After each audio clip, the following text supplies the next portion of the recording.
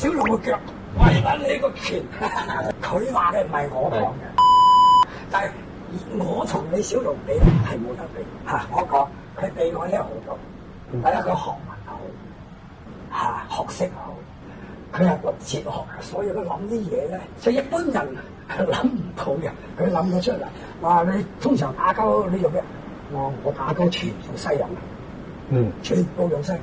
誒好啊，咁啊佢又俾個嘢，佢又好似考下你啊，俾個你打下係咪啊？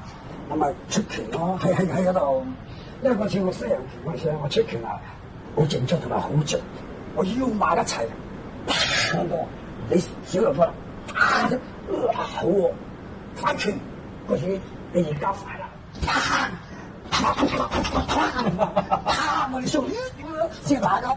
咁啊，我哋又玩啦，嗱你試下我腳唔係打你㗎，佢起腳，你試我揸手到嘅，又打啲腳又打兩，因為我自己感覺佢打出嚟嗰種力咧，好犀利，係好勁。你企得穩啊？點都要震褪兩步啦，你踢得嘅。卸咗力佢又叫我拿條銀包踢咧，我又唔制，一踢我直頭飛起啊！我最多你頂喺度，頂住。所以話你頂咗六十嘢。頂咗㗎，所以嗰時我小龍個腳，喂緊你個拳。佢話嘅唔係我講嘅。嗱，好似佢拍戲，個把叫聲，你成個人咧，心都出野獸咁樣。以前佢拍戲冇㗎。